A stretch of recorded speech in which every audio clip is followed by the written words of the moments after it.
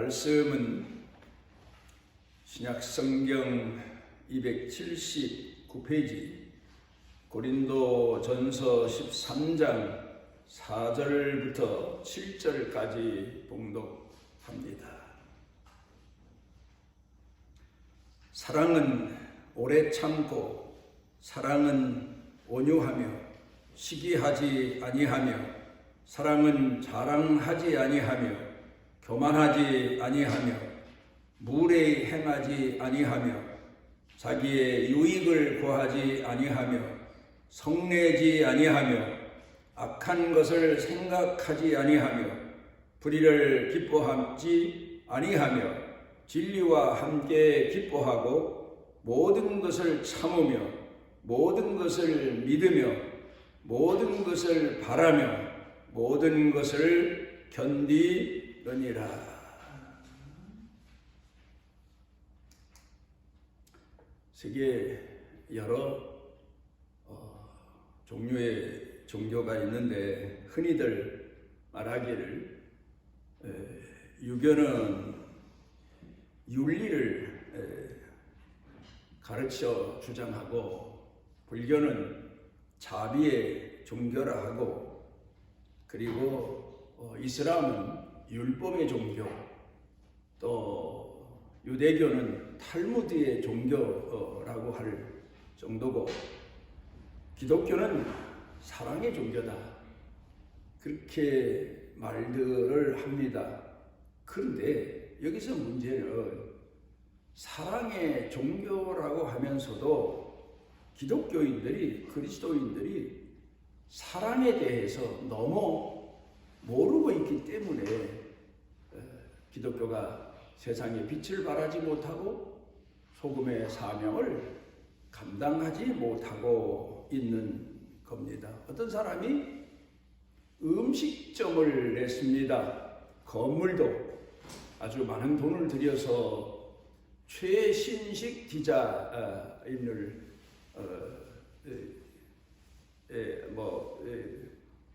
핵 디자인을 했고 또 뭐 리모델링 했고 어쨌든 그렇게 선전도 하고 또 아주 좋은 장소에 뭐 요새 흔히 말하면 주차장도 넓게 다 완벽하게 갖출 걸 갖추었는데 문제가 음식 만드는 요리사가 뭐 흔히 말하는 셰프가 전혀 음식 만드는 기술이 없다. 그러면 그 음식점은 문을 닫아야 됩니다.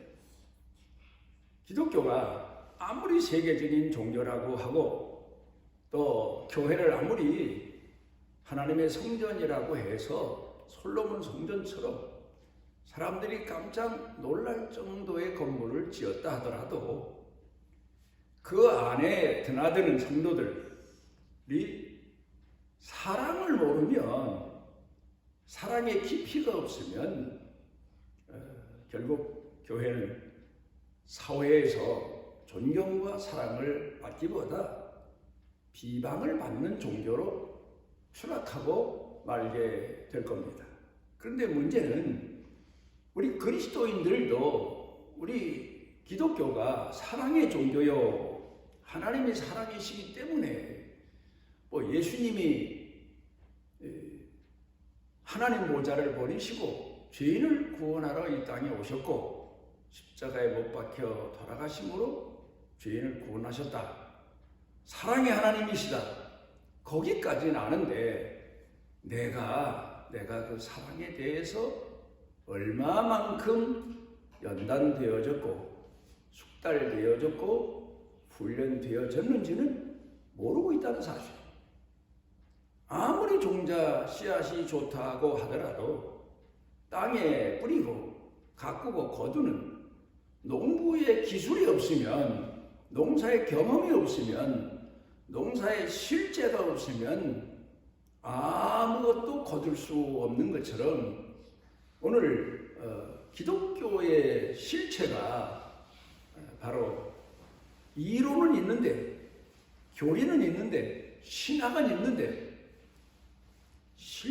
실제가 없어서 실제 헌신하고 그 말씀대로 순종하고 실천하는 그리스도인들이 없어서 결국 세상 사람들로부터 오히려 비난받는 그런 종교 그리스도인으로 수락해버리고 말았다는 사실을 우리가 인식해야 됩니다. 그리고 오늘 우리가 하나님 말씀을 대하면서 가장 중요한 것은 내가 사랑에 대해서 이렇게 몰랐구나, 사랑에 대한 체험이나 경험이나 연단이 이렇게 부족했구나 하는 사실을 인식하며 돌아보는 시간이 되었으면 합니다. 에리 프롬이라고 하는 심리학자가 사랑의 기술이라고 하는 책을 썼습니다. 우리가 살아가면서 농사하는데도 지혜, 실제 헌신, 희생, 이 모든 것을 통틀어서 기술이라고 말할 수가 있고, 음식을 만들어도 그 음식을 요리 잘하는 지혜, 실제 경험, 이런 것들을 통틀어서 기술이라고 말할 겁니다. 기술자라고 자처하는 사람들이 기술자라는 자격증은 가지고 있으면서도 실질적으로 그 자기 전문 분야에 대한 기술을 습득하지 못하면 그런 기술자로서 사람들로부터 인정을 받지 못하게 되는 겁니다. 그래서 에리 프롬은 아마도 제가 볼 때 하나님의 말씀을 읽으면서 공부하면서 사랑의 기술, 그리스도인들이 가져야 될 사랑의 기술에 대해서, 음식 만드는 사람이 요리하는 기술을 습득하는 것처럼 아마도 이 5가지의 사랑의 기술을 설명하면서 글을 써 내려갔던 것 같습니다. 그가 말하는 사랑의 기술 첫 번째 단계는 먼저 관심이다. 그렇게 말합니다. 집중이다. 내가 상대방을 사랑하게 되면 상대방에 대한 깊은 관심을, 집중적인 관심을 갖게 되는 거다. 성경은 우리를 하나님께서 만세전에 얼마나 깊이 관심을 가지고 우리를 사랑하셨으면 선택하셨다. 그리고 우리를 선택하신 그 사랑을 포기치 아니하신다. 이만한 관심과 집중이 어디 있겠습니까? 사랑의 첫 단계는 관심이다. 집중이다. 그렇게 말합니다. 그 다음에 두 번째로는 책임이다. 그렇게 말하고 있습니다. 상대방에 대해서 결혼하게 될 경우 상대방에 대한 앞으로의 삶을 다 책임져 준다. 우리는 흔히 경제적인 문제 이런 것만 떠올려 생각하게 되지만 성경은 이에 대해서 책임론을 말할 때 상대방의 허물과 죄까지 책임져 주는 것이 사랑이다. 여기까지 우리 그리스도인들의 사랑이 성숙해야 됩니다. 그래야 사랑의 기술자라는 겁니다. 상대방의 좋은 점에 대해서는 좋을 때에는 상대방을 사랑하지만 허물이 드러나고 상대방의 죄가 드러나고 약점이 드러날 때 비방하고 멀리하는 것은 사랑이 아니다. 오늘 성경 본문 말씀 가운데 보면 시기하지 아니하고 질투하지 아니하고 비방하지 아니하고, 이게 바로 사랑이다. 그렇게 말씀하고 있는데 에리 프롬은 사랑의 기술 두 번째가 책임져 주는 거다. 상대방의 죄까지 대신 책임져 주는 거다.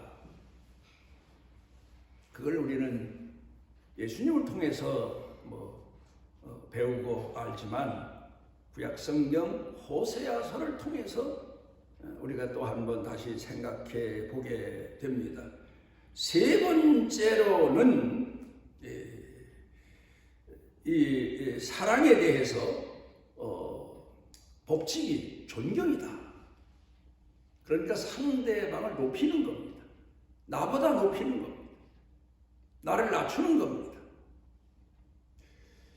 이게 바로 어디까지 높이는가 하면 상대방을 나보다 귀한 사람으로, 소중한 사람으로, 나는 그의 성경에서 말씀하고 있는 믿음의 내용에 대해서 예수님 말씀하신 것처럼 나는 그를 받들어 섬기는 종의 자리로, 겸손의 자리로 나를 생각하는, 그게 사랑의 기술이다. 기술이라고 그랬습니다. 상대방을 높이는 겁니다. 아주 높이고 나를 아주 낮추고 천히 여기는 것.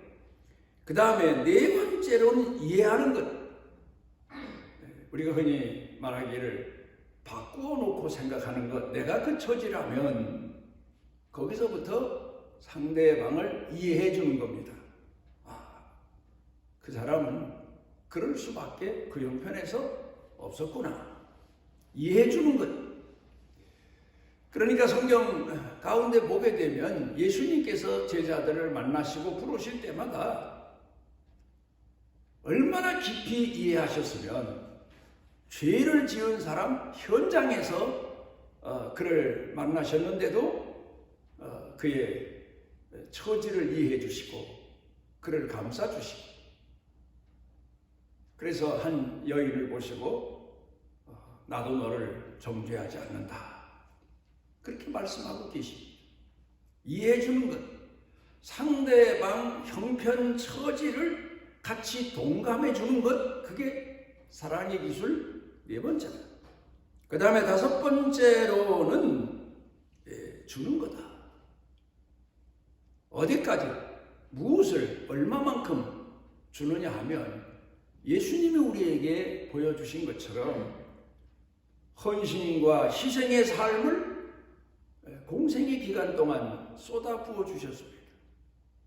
죄인들에게도, 병자에게도, 가난한 사람에게도, 소외당한 천민에게도, 그런데 마지막에 생명까지, 자신의 목숨까지 내어주시면서 사랑하신 예수님의 사랑을 우리가 생각해 보게 됩니다.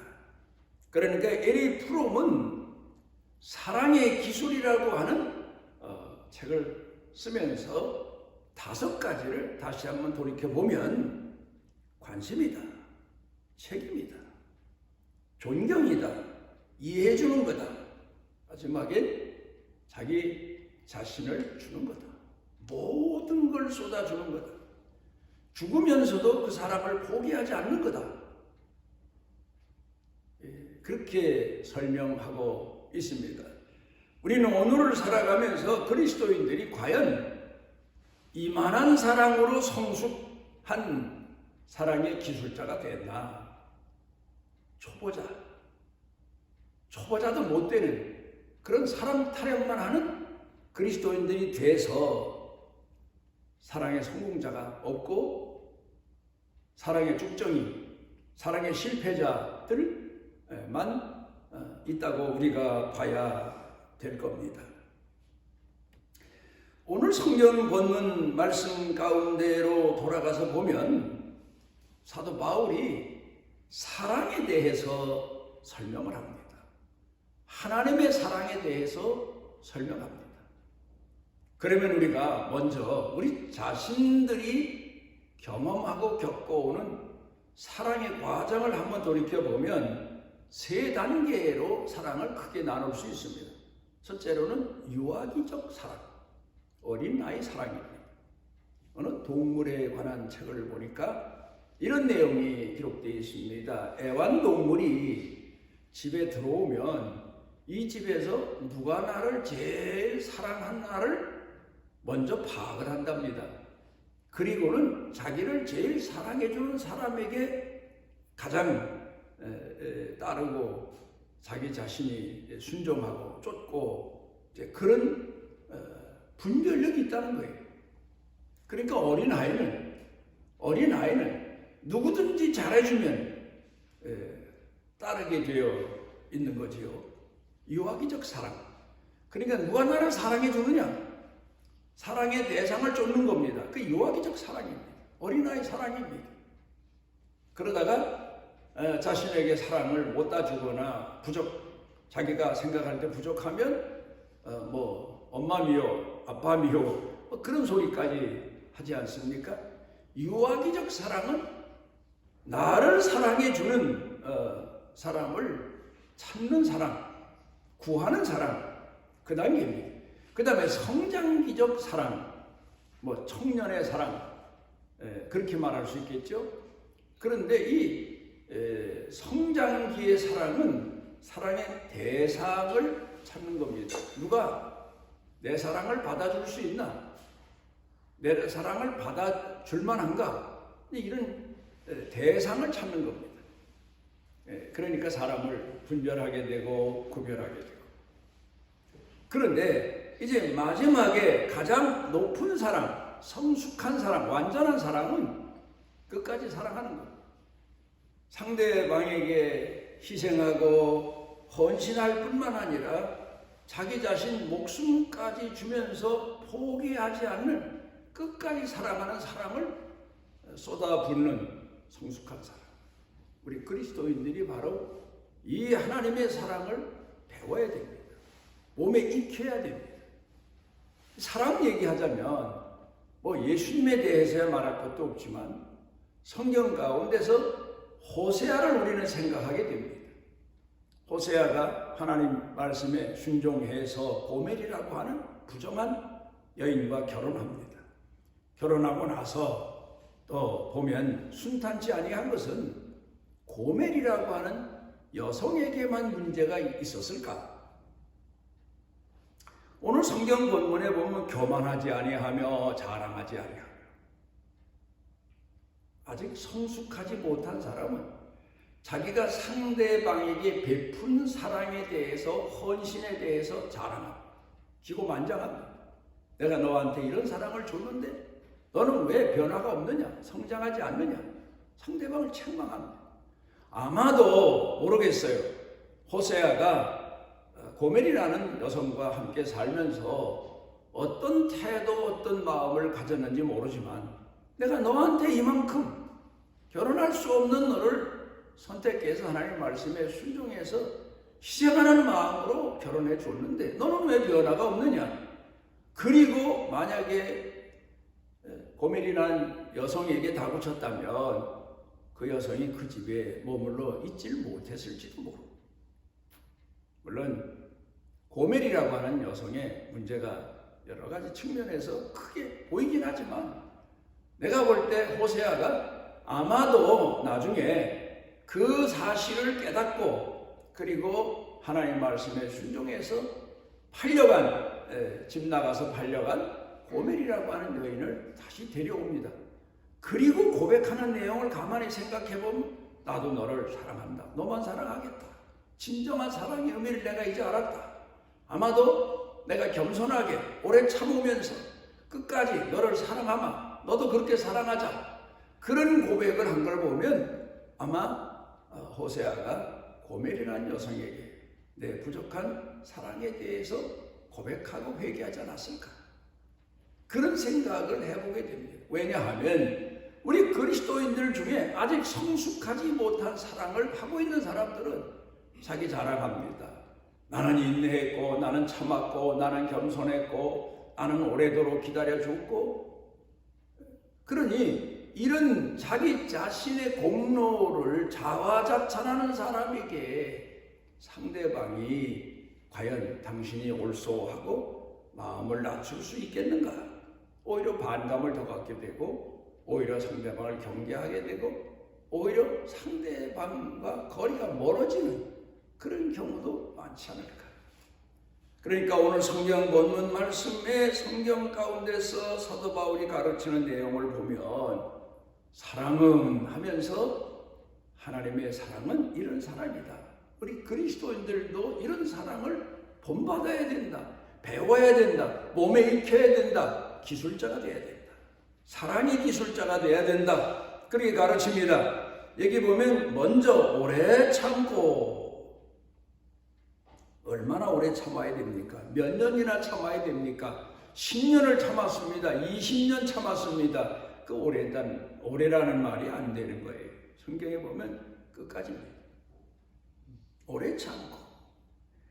여기 보면 사랑은 오래 참는다. 사랑하기 때문에 오래 참을 수 있는 거고, 사랑하기 때문에 죽으면서도 포기하지 않는 거고, 끝까지 인내하며 사랑할 수 있는 거다.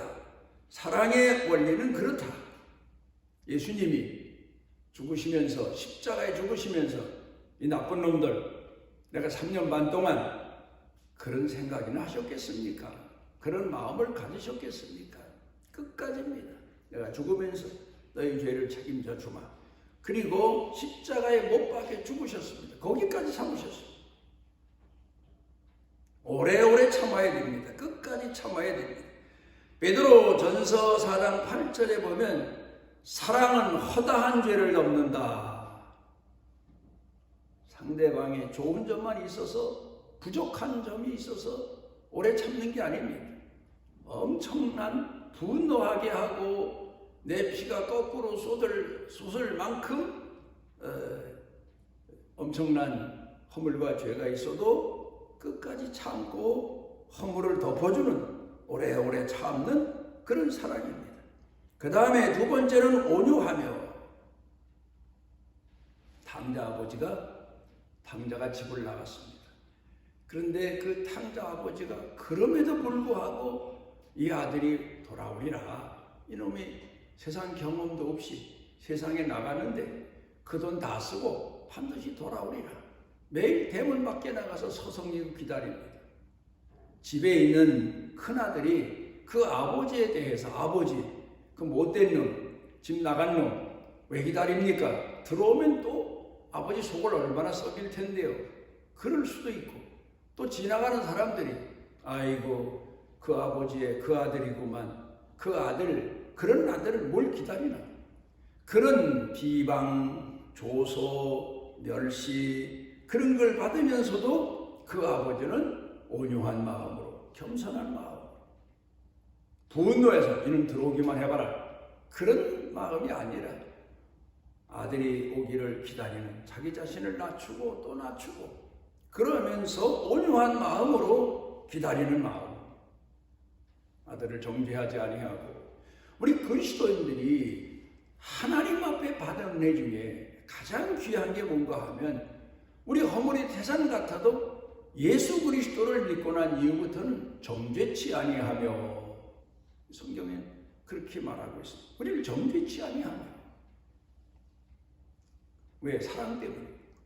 그걸 오늘 성경 본문에서 볼 수가 있습니다. 그 다음에 진리와 함께 기뻐하며. 이거 참 중요한 내용입니다. 우리는 보통 사랑 타령을 하면 마음에 들어야 되고 내 생각에 들어야 되고 맞아야 되고 결국 인간적인 사랑에 불과한 사랑 타령을 합니다. 그런데 진리와 함께 기뻐하고, 예수님이 나는 길이요 진리요 생명이다 했는데 보람이라는 말이 있습니다. 보람. 내가 육신적으로 세상적으로는 엄청난 피해를 입고 손해를 입어도 영적으로, 신앙적으로 유익한, 그걸 보람으로 여기는, 그걸 진리와 함께 기뻐한다. 예수님이 하나님께서 주신, 아버지가 주신 잔을 놓고 고민하십니다. 그러다가 아버지가 주신 잔을 내가 마시지 않겠느냐. 그리고 십자가를 지십니다. 그때 예수님 마음이 어떠하셨겠습니까? 육신적으로는 고통스럽고 찢어지는 고통이고 아픔이지만 영적으로는 보람입니다. 가장 귀한 보람. 하나님 앞에 순종한다는 그 자신의 결단, 이런 사랑을 진리와 함께 기뻐하는 사랑이다. 성경은 그렇게 말씀하고 있습니다. 우리가 흔히 저 남아공의 만델라 흑인 대통령 이야기를 자주 합니다. 그건 그렇게 멸시와 천대받던 백인 사회에서 대통령이 되었다. 그것 때문이 아닙니다. 그분이 대통령이 되어서도, 되기 전에도 그리스도인들이 가져야 될 마땅한 사랑의 훈련 연단을 받아가며 산 분이기 때문에 기독교에서 이 만델라 대통령에 관한 얘기를 많이 합니다. 이분이 많은 27년간의 옥고를 겪습니다. 27년 동안의 옥고를 겪었으니 얼마나 큰 고통을 겪었습니까? 그러니까 그 옥살이 할 때에도 감옥에 있는 간수들, 죄수들을 다루는 사람들이 중에서 만델라 대통령을 제일 괴롭힌 사람이 하나 있습니다. 백인. 그런데 이분이 대통령 취임할 때 그 사람을 자기 취임식에 초청을 했어요. 그 사실을 미국의 클린턴 대통령이 알았습니다. 그래서 만델라 대통령에게 물었답니다. 아니, 어떻게 해서 당신을 27년 동안 감옥살이 할 동안에 제일 괴롭힌 간수를 당신 대통령 취임하는 자리에 초청을 했습니까? 놀랍지요. 존경스럽지요. 그래서 물었더니 그가 말하기를 저는 감옥에서 나올 때 다 용서했습니다. 만약에 그때 다 용서하지 않았으면 오늘의 나는 있을 수가 없습니다. 내가 27년 동안 감옥살이 했는데 나를 괴롭힌 놈들 두고 보자. 그런 정신을 가졌으면, 그렇게 살았으면 오늘 자기가 대통령 취임식 자리에 서서 대통령이 될 수 없었을 거다. 나는 다 용서했습니다. 나를 괴롭힌 사람, 27년을 괴롭혔던, 30년을 괴롭혔던 다 용서했고 다 포용했습니다. 그래서 클린턴 대통령이 참 위대한 인물이다, 그렇게 칭송을 했다는 이야기가 있습니다. 우리가 오늘 살아가면서 우리는 너무 육신적이고 세속적인 사랑의 틀에서 벗어나질 못합니다. 내 마음에 맞아야 되고 내 생각, 내 한계에 쫓아줘야 되고, 그런데 성경 가운데서 진정한 사랑은, 하나님의 사랑은 모든 것을 다 쏟아부어 주면서 예수님이 우리에게 보여주신 것처럼 목숨까지 다 내어주면서도 포기치 아니하고 영원토록 그의 죄값을 대신 치러주면서도 사랑하는 그런 사랑. 그래 어떤 신학자는 심지어 가룟 유다도 회개만 했으면 되는 것 같아요. 예수님을 팔아서 십자가에 못 박혀 돌아가시게 했어도 회개만 했으면 될 건데, 이런 얘기를 합니다. 하여튼 하나님의 사랑은 이렇게 깊고 우리 인간의 생각으로 추측하기도 어려울 만큼 영원한 사랑이다. 그 사랑을 우리 그리스도인들이 훈련되고 연단되어져야 비로소 하나님의 자녀다, 그걸 설명하고 있습니다. 참사랑이 뭔가? 우리가 다시 한번 돌이켜 생각해 보며 어린아이 같은 사랑 타령만 하고 사는 우리들의 허물과 죄를 회개하고 보다 더 성숙한 사랑, 완전한 사랑, 하나님 닮은 사랑, 성도가 되도록 기도하고 말씀에 순종하는 신앙인이 되시기를 바랍니다. 우리를 지극히 사랑하시고 귀 여겨주시는 아버지 하나님, 우리도 이 땅에 오셔서 가장 겸손하고 낮은 자로 사시면서 모든 삶을 다 쏟아주신 우리 예수님의 사랑을 몸에 익히고 우리 생활의 지표로 삼고 목표로 삼고, 우리도 그 사랑을 베풀고 그 사랑 속에서 감사하며 살아가는 축복의 사람들 되게 하여 주옵소서. 예수님 이름으로 기도하옵나이다.